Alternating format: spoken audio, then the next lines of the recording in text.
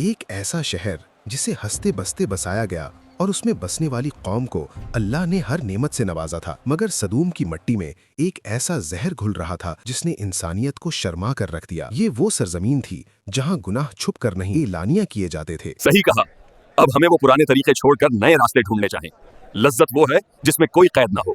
مردوں کا مردوں کی طرف مائل ہونا ایک ایسا انوکھا جرم تھا جو انسانی یادداشت میں کبھی درج نہ ہوا تھا۔ تب اللہ نے اپنے بندے لوط علیہ السلام کو ان کی ہدایت کے لیے بھیجا۔ حضرت لوط، اے میری قوم، اللہ سے ڈرو، تم وہ بے حیائی کیوں کرتے ہو جو تم سے پہلے جہان میں کسی نے نہیں کی؟ اپنی عورتوں کو چھوڑ کر مردوں کی طرف مائل ہونا فطرت کے خلاف ہے۔ حضرت لوط، درد سے قوموں کا عروج ایمان سے ہوتا ہے، دیواروں کی بلندی سے نہیں۔ اگر تم نہ سنبھلے تو اللہ کا عذاب تم پر آ کر رہے گا۔ لے آؤ وہ عذاب جس سے ڈراتے ہو، ہم بھی تو دیکھیں تمہارا خدا کیا کرتا ہے۔ یہ تھی قوم لوط جس پر اللہ پاک نے اپنی نعمتوں کی کوئی کمی نہ چھوڑی تھی۔ امن تھا، رزق تھا، زمین زرخیز تھی، شہر خوشحال تھے، مگر اس سب کے باوجود انہوں نے اللہ کے فرمان کو ٹھکرا دیا۔ اللہ کی نعمتیں ان کے لیے شکر کا راستہ بننے کے بجائے غرور اور سرکشی کا ذریعہ بن گئیں۔ ہم سے زیادہ خوشحال کون ہے؟ ہمارے شہر خود ہمارے قانون سے چلتے ہیں، ہم کسی حکم کے پابند نہیں۔ یہ وہی لوگ تھے جو یہ مان بیٹھے تھے کہ طاقت اور دولت اللہ کے فیصلوں سے بھی بڑی چیزیں ہیں۔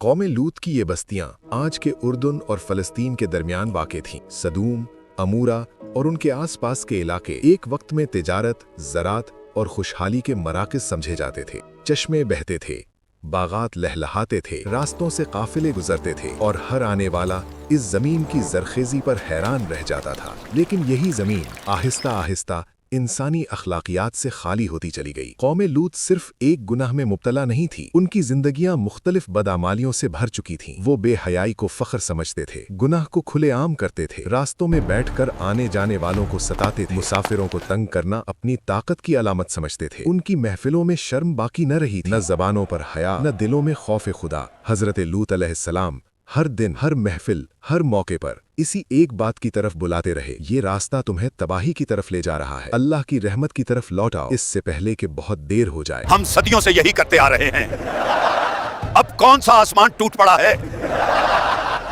وہ نہیں جانتے تھے کہ جب اللہ کی مہلت ختم ہوتی ہے تو پھر عذاب بھی خاموشی سے نہیں آتا، اور اب فیصلے کا وقت قریب آ چکا تھا۔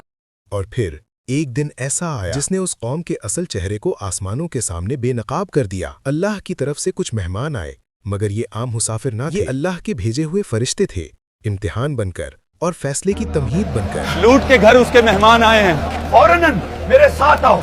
حضرت لوط علیہ السلام نے انہیں دیکھا تو دل لرز اٹھا۔ وہ جانتے تھے یہ قوم کس حد تک گر چکی ہے۔ لوط علیہ السلام نے انہیں خاموشی سے اپنے گھر کی طرف لے جانے کی کوشش کی، کسی کو خبر نہ ہو، کسی کی نظر نہ پڑے، مگر گناہ کی بھوک کو چھپایا نہیں جا سکتا۔ ابھی مہمان دروازے کے اندر مکمل داخل بھی نہ ہوئے تھے کہ شہر میں سرگوشیاں پھیل گئیں۔ لوط کے گھر آج نئے مسافر آئے ہیں۔ چند لمحوں میں حضرت لوط کا گھر ایک ہجوم میں گھر چکا تھا، آنکھوں میں ہوس، دلوں میں حیا نہیں، اور زبانوں پر بے باکی۔ دروازہ کھولو، ہمیں پتا ہے تیرے پاس کون آئے ہیں، ہم مہمانوں کو خالی واپس نہیں جانے دیتے۔ تب اچانک کمرے کی فضا بدل گئی اور ایک لمحے میں آنکھوں کی بینائی سلب کر لی گئی۔ ہمیں کچھ دکھائی نہیں دے رہا، یہ کیا ہو گیا؟ جب اللہ کی طرف سے بھیجے گئے مہمانوں کی حرمت بھی پامال کر دی گئی، پاکیزگی کے سامنے بھی گندگی غالب آ گئی، آنکھوں پر ہوس کا پردہ اس حد تک چھا گیا کہ حق اور باطل کی تمیز مٹ گئی، بار بار کی تنبیہ، نصیحت اور مہلت کو مذاق بنا دیا گیا۔ اپنے رب کو بولو، بھیجو عذاب، ٹائم پاس کیوں کر رہے ہو؟ تب واضح ہو گیا کہ اس قوم کے دل مہر بند ہو چکے ہیں، ہدایت کے تمام دروازے بند ہو چکے ہیں، اور اب اصلاح نہیں، صرف فیصلہ باقی رہ گیا ہے۔ جب ہدایت کو ٹھکرا دیا جائے تو پھر دعا صرف انصاف کی رہ جاتی ہے۔ اے میرے رب، یہ لوگ فساد پھیلا چکے ہیں، ان پر عذاب نازل فرما اور ہمیں محفوظ رکھ۔ اور یہی وہ دعا تھی جس کے بعد آسمان نے خاموشی اختیار کی، کیونکہ فیصلہ سنایا جا چکا تھا۔ صبح ہونے سے پہلے وہ زمین جو کبھی باغات سے بھری تھی اب انجام کے دہانے پر کھڑی تھی، کیونکہ جب اللہ کی مہلت ختم ہوتی ہے تو پھر زمین بھی پلٹ دی جاتی ہے۔ جب انسان اپنی ہدایت کو ٹھکرا دیتا ہے تو زمین بھی اپنی خاموشی سے انتقام لینے لگتی ہے۔ رات کا اندھیرا، ہوا میں بجلی کی ہلکی چمک، شہر کے اوپر ایک عجیب سا سایہ۔ پھر وہ گھڑی آ پہنچی جس کے بعد نہ فریاد سنی گئی اور نہ کسی مہلت کا دروازہ کھلا، اور زمین ایسے لرزنے لگی جیسے وہ خود اس فساد سے بیزار ہو چکی ہو۔ ہم نے لوط کی بات کیوں نہیں مانی؟ کہاں جائیں؟ کوئی راستہ نہیں بچا، اللہ کا عذاب آ گیا۔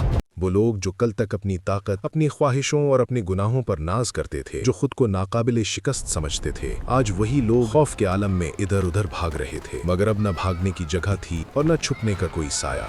अचानक बस्ती को जमीन से ऊपर उठा लिया गया। महल, गलियां, दरवाजे, दीवारें सब फजा में मुअल्लक हो गईं और फिर एक लम्हे में उस बस्ती को उलट दिया गया, जैसे हक और बातिल के दरमियान आखिरी फैसला सुना दिया गया हो। इसके बाद आसमान से अजाब उतरने लगा। पकी हुई मिट्टी के वो पत्थर जो अंधे नहीं थे, जो बेमकसद नहीं थे, बल्कि हर एक अपने मुजरिम को पहचानता था। हर पत्थर पर निशान था, हर एक का नाम लिखा था कि ये किस सर पर उतरना है और किस अंजाम को पूरा करना है। जो पत्थर जिस पर गिरता उसका सर चकनाचूर हो जाता, जिस्म मिट्टी में बदल जाता और चीखें फजा में बिखर कर खामोश हो जाती। ये वही लोग थे जो कल तक गुनाह को आज़ादी कहते थे, जो हिदायत का मजाक उड़ाते थे और अल्लाह की पकड़ को कमजोर समझते थे। आज वही ताकतवर कमजोर तरीन मखलूक बन चुके थे। चंद ही लम्हों में वो बस्ती जो कभी बागात, चश्मों और जिंदगी से भरी थी, मलबे, गर्द और इबरत में बदल चुकी थी। न आवाज बाकी रही, न निशानी, सिवाय एक खामोश अंजाम के। कुरान गवाही देता है, हमने लूत की कौम पर निशान ज़दा पत्थरों की बारिश बरसाई। ये कोई हादिसा नहीं था, ये अल्लाह का फैसला था,